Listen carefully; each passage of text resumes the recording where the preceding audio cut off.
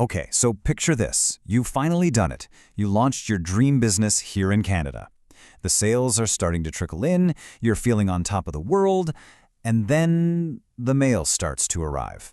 One letter from the CRA about corporate tax, another one for something called HST, then something about payroll deductions, and suddenly it feels like everybody wants a piece of your business, and that dream is starting to feel like a nightmare of paperwork. On the left, yeah, that's the classic picture, right? A stressed-out owner totally buried under a mountain of confusing demands. But on the right, that's the goal. That's a confident owner who doesn't see a maze, they see a simple, organized map. And that's exactly what we're going to build for you today. Look, the Canadian tax system can absolutely feel like a giant, confusing maze, especially when you're just starting out. But I'm going to promise you something. It is not as scary as it looks. There's a clear path through it, and we are going to walk it together. So, are you ready for that? Ready to trade in all that confusion and stress for some actual clarity? Let's turn this whole complex mess into a simple, easy-to-read map that'll guide you. Okay, here is the first big secret, the thing that changes everything. Pretty much every single tax you'll ever face as a Canadian small business owner can be sorted into just 3 simple categories. That is it, just 3. Understanding this is the absolute first step to getting back in control. So let's look at our 3 main territories on this map. First, you've got taxes on the money your business actually makes, its profit. Second, there are the taxes you basically collect for the government. And third, you've got taxes you pay just for the privilege of having employees or running your business in a particular city.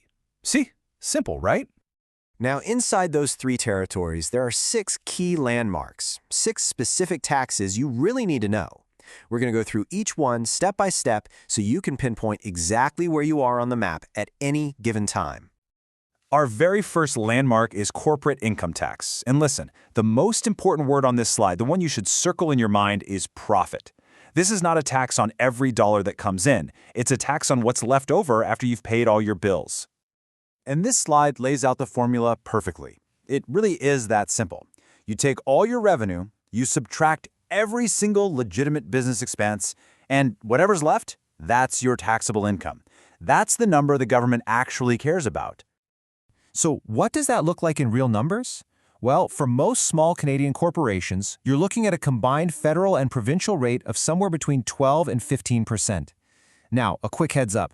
If you're a sole proprietor, you don't actually pay this tax. Your business profit just flows directly onto your personal tax return. Okay, let's move on to our second landmark, sales tax. You know it as HST, GST, or PST, depending on which province you're in. When you sell something, you add this tax on top. The key thing to get here is your role. You're just a collector. You're collecting this money for the government. And this is so important, I'm going to say it again. The sales tax you collect never, ever, ever belongs to you. It's not your revenue. You have to think of yourself as just holding on to that cash for a little while before you pass it along to the government, usually every quarter. Landmark number 3. This one shows up the minute you hire your very first employee. Payroll source deductions. You see, when you pay an employee, you don't just give them their gross salary. You're legally required to withhold or deduct amounts for their income tax, Canada Pension Plan, and employment insurance. Let's break that down real quick. First, you hold back their income tax. Second, you take off their share of CPP and EI. But now look at step 3. This is the part that catches so many new employers off guard. You, the employer, also have to contribute. You match their CPP contribution, and you actually pay about 1.4 times their EI contribution. Then you bundle it all together and send it off to the CRA every single month. Next up, number 4, employer health tax, or EHT. Now, this is a perfect example of a provincial tax. It doesn't exist everywhere. In Ontario, for example, if your total annual payroll goes over $1 million, you have to pay this extra tax to help fund healthcare. But if you're under that, you're exempt. Other provinces have their own versions of this. Landmark 5 is WSIB, or what you might know as workers' comp. This is basically mandatory insurance that protects your employees if they happen to get hurt on the job. And the really important thing to remember here is that you, the employer, pay 100% of it. Your employees don't contribute a single dime to this premium. And you can see here just how much that cost can change.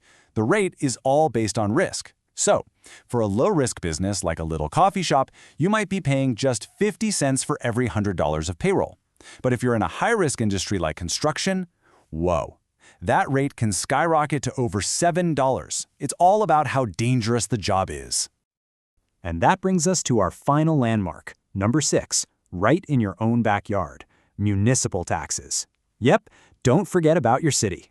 This usually means paying for an annual business license, and if you own or even rent a commercial space, you'll be dealing with property taxes that go directly to your local town or city. Okay, you have the map, you know all 6 key landmarks. But, a map is pretty useless if you don't know how to read it.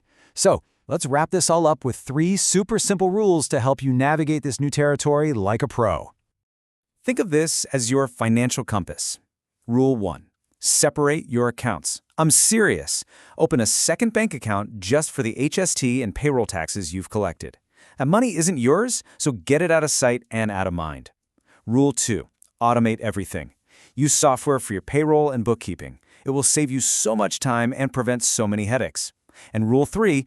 Get friendly with your calendar.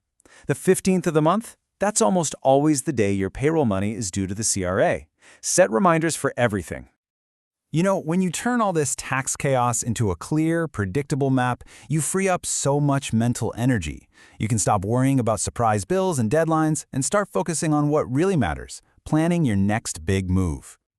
So there it is, your map is complete. You know the territories, you know the landmarks, and you've got the rules to navigate. So the only question left is, with all this clarity and confidence, what are you going to build next?